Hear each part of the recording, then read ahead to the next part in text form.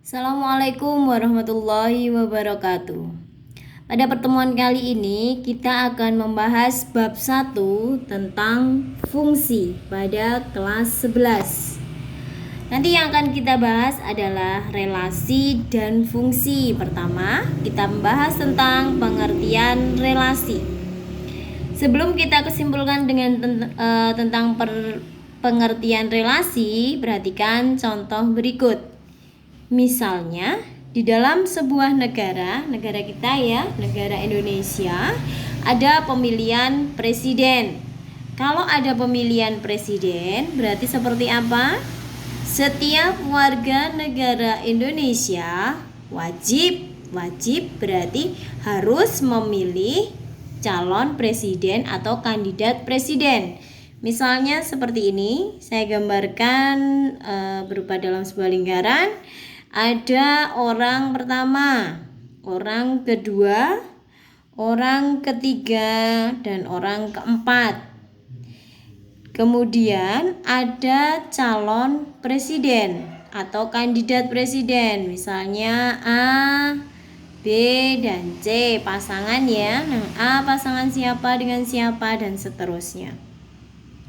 Berarti kalau disuruh memilih berarti masyarakat atau orang pertama memilih presiden yang mana sesuai hatinya. Misalnya seperti ini, saya buat titik-titik di depannya biar gampang untuk menghubungkannya. Seperti ini. Misalnya, si orang pertama memilih calon presiden B.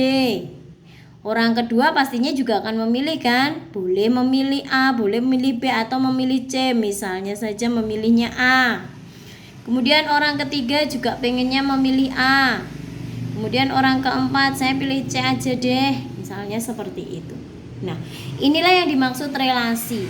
Relasi itu keterkaitan atau hubungan. Jadi ada orang pertama, orang kedua, dan seterusnya wajib untuk memilih calon presiden A, B, atau C. Nah, seperti itulah yang dinamakan relasi. Relasi biasanya menggunakan atau dinyatakan dengan anak panah. Jadi seperti ini. Orang pertama memilih calon presiden B, orang kedua memilih A, orang ketiga A, keempat C. Nah, seperti ini. Ini model relasinya dihubungkan dengan anak panah. Seperti itu. Jelas ya? Saya lanjutkan. Orang pertama atau bagian pertama atau himpunan pertama dinamakan domain. Saya tulis di sini, domain atau daerah asal. Daerah asal.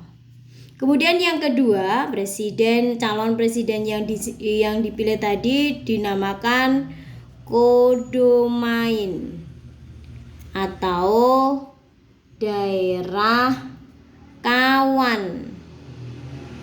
Nah, seperti itu. Jadi domainnya, saya tunjukkan domainnya yang mana? Domainnya 1, 2, 3, dan 4.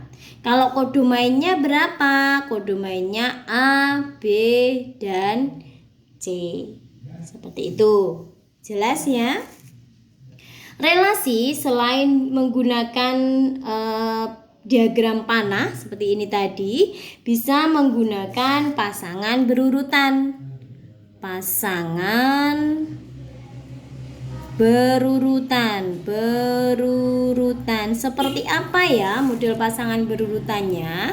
Pasangan berurutan berupa himpunan. Jadi menggunakan demikian dalam kurung, berarti kan 1 berhubungan atau orang pertama memilih B, berarti hubungannya 1B, kemudian 2 dengan A, kemudian 3 dengan A, kemudian 4 dengan C, seperti ini. Nah, inilah himpunan pasangan berurutan.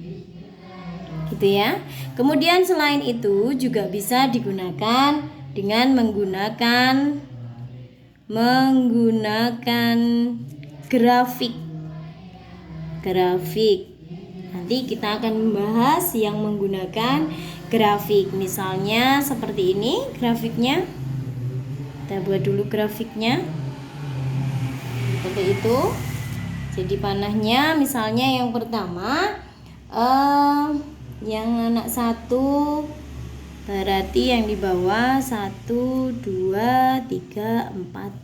1, 2, 3, 4. Kemudian calon presidennya A, B, C. 1 tadi memilih apa ya? 1 tadi memilih B. Jadi seperti ini. Kemudian 2 memilih A. Kemudian 3 memilih A juga. Seperti ini. 4 memilih C. Seperti ini. Inilah model relasi yang digambarkan dalam bentuk grafik. Yang pertama tadi digambarkan dengan bentuk anak panah. Saya arahkan ke sini. Dengan anak panah. Dengan anak panah, saya garis bawah merah. Dengan anak panah yang pertama. Yang kedua dengan pasangan berurutan, yang ketiga menggunakan grafik. Seperti itu. Sudah jelas anak-anak? Terima kasih. Untuk yang pertama cukup sekian. Assalamualaikum warahmatullahi wabarakatuh.